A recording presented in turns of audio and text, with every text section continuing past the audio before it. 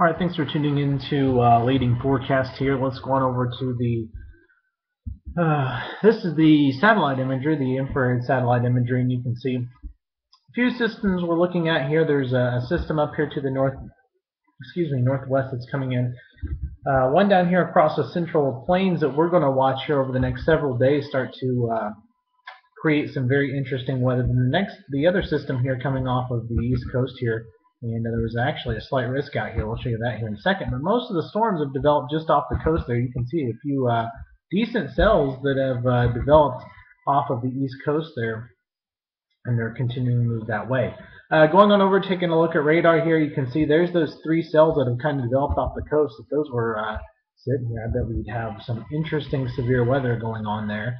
But nonetheless, a lot of rain here over across Iowa and Nebraska, and some snow and mixed precip up across the Dakotas. And then there's that next system coming on board there across the Pac Northwest. Going on over, there's your slight risk of severe weather today. Probably not a big risk. Like I said, it looks like it's developing off of the coast there. Tomorrow, slight risk extended down here for a system that's going to be coming through. But again, nothing too major. Going on over, this is the GFS model. This is as we get into tomorrow afternoon. Here's that kind of wave of low pressure that's coming down with this system. Some showers and some thunderstorms getting going along with that system. As we go into Tuesday, here's that system moving off the coast.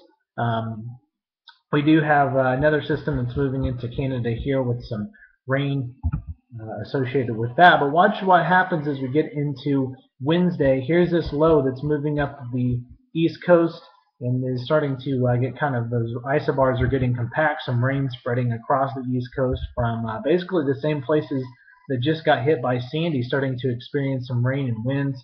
As we get into Thursday afternoon, here's your low pressure center sitting here. We have rains all the way up and down the northern eastern seaboard, I guess you could say, with still some winds along the east coast. This was, I skipped along here. I wanted to actually show this slide first. This is earlier on Thursday, and you can see some very high winds and some rain impacting the east coast. And like I said, a lot of those same places that just got hit by Sandy will see impacts from the storm. And then as we get going on over, let's take a look. This is the European model. This is as we get into Tuesday. So this is a totally different model, and we want to look at this storm from a couple of perspectives. So here's the storm now sitting off the coast of South Carolina and Georgia.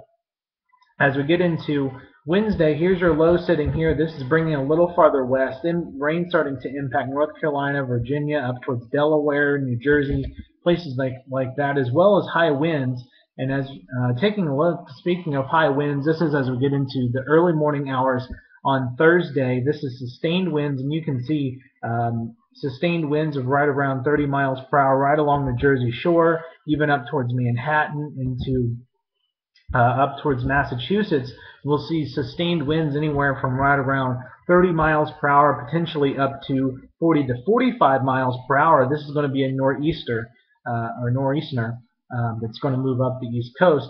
And taking a look at some of these wind gusts here, you can see wind gusts from places like Manhattan towards New York, down through the Jersey Shore. Some of these wind gusts are going to be pretty intense. In fact, some of these could be 55 to 60 miles per hour, all the way from, say, Boston all the way down the east coast here as this system moves in. Now, obviously, the timing as well as the placement of the system will be very, very important on who has the highest winds. Going on over, taking a look at precipitation. This is according to the GFS model, and you can see a lot of precip, 1.25 inches forecasted in New Jersey, as much as 2 to 2.5 inches right along the Massachusetts coastline area, and then up towards New York, forecast 1 inch to 1.25 inches there. If we go on over, this is the European model. This is as we get into Friday. You can see some places 3 to 4 inches here across Massachusetts, even up towards Boston, and then we do taper off a little bit as we go farther south. And then once we get down towards Virginia and North Carolina, we pick up a little bit of 2 to 2.25 inches. So a lot of rain and winds are going to be impacting the east coast here from, probably safe to say from Massachusetts all the way down to North Carolina. So a lot of the same places that just got impacted by Sandy are going to be impacted by this new storm. that's going to run up the East Coast. Now, we're not going to have nearly the intensity of winds or nearly the impact with the storm surge or the heavy rain, but it's still going to be there. So you still need to take precaution with the storm because of everything that's still continuing to happen with what happened with Sandy, still trying to recover there. So another storm is on the way, so get ready. Again, not as impressive as Sandy by any means, but still, you could see winds gusting 45 to 55 miles per hour with up to a couple inches, 2 to 3 inches of rain in some spots with the storm. And we'll continue to monitor this over the next day or two as the storm continues to develop. Thanks for watching. Have a great week.